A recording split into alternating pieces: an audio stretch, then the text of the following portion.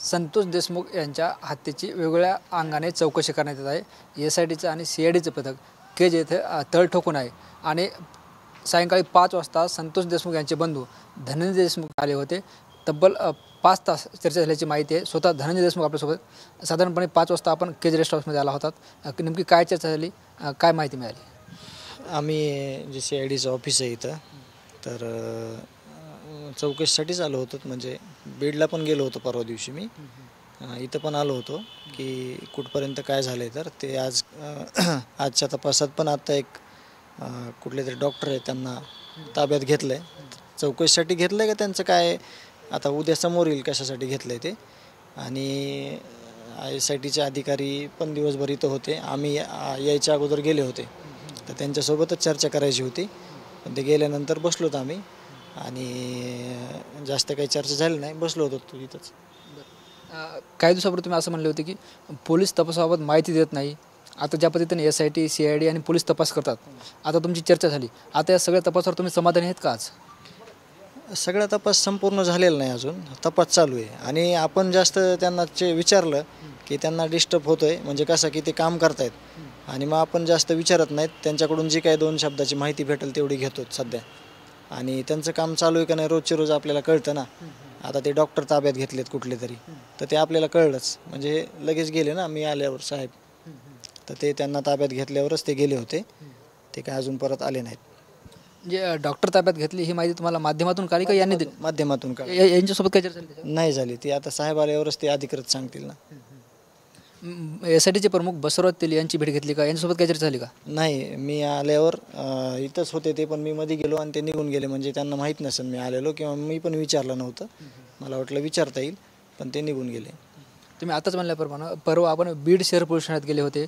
एक पत्र जे आहे ते त्यानंतर तुम्ही बीडच्या SPना दिलं होतं, त्यात काही धक्कादायक आरोप केले होते, तुमच्यासोबत गैरवर्तन करण्यात आलं होतं, ते नेमकं काय घडलं होतं? तिथं त्यांना CIDच्या पथकानं बोलवलं वगैरे असेल, ह्याची माहिती मला अधिकृत नाही, पण तिथं गेल्यानंतर तिथं वर्तणूक कशी पाहिजे आपली या संदर्भात मी त्यांना बोललो होतो की हे चुकीचं वागणं आहे तुमचं, व्यवस्थित बोलणं हे तिथं वागायला पाहिजे ऑफिसमध्ये।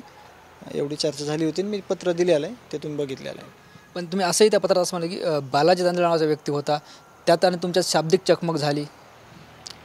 हां, ते पत्रात सगळं उल्लेख केलेला आहे त्याचा, म्हणजे ते म्हणजे जे मला त्यांचं माझं बोलणं झालं ते मी तिथं पत्र दिलेलं आहे त्याच्या संदर्भात। हो, त्या पत्राच्या अनुषंगाने मी बोलतोय। तुम्ही असंही म्हणत की API दराडे जे आहे ते बालाजी तांदळेंना पाठीशी घालत होते।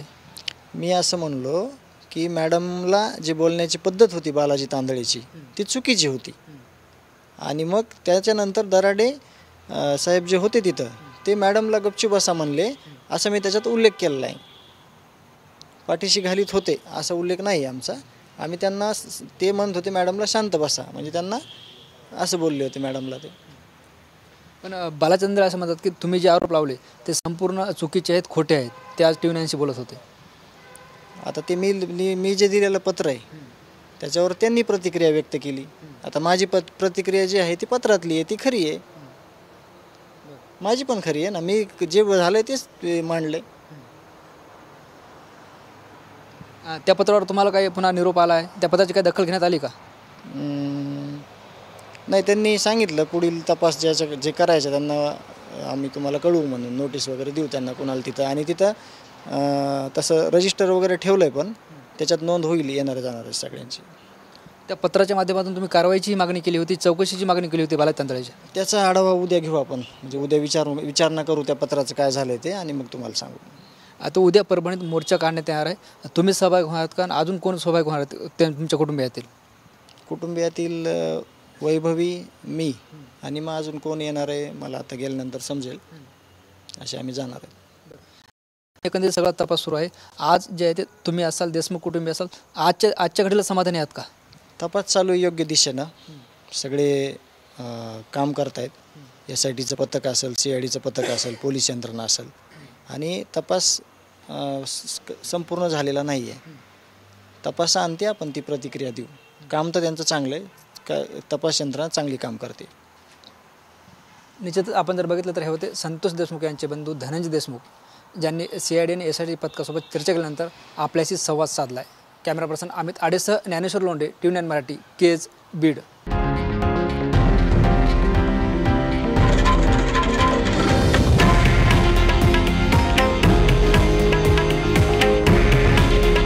हे आहे देशातील नंबर 1 न्यूज नेटवर्क आणि आपण पाहत आहात TV9 मराठी. काळजी तुमची, हित महाराष्ट्राचं.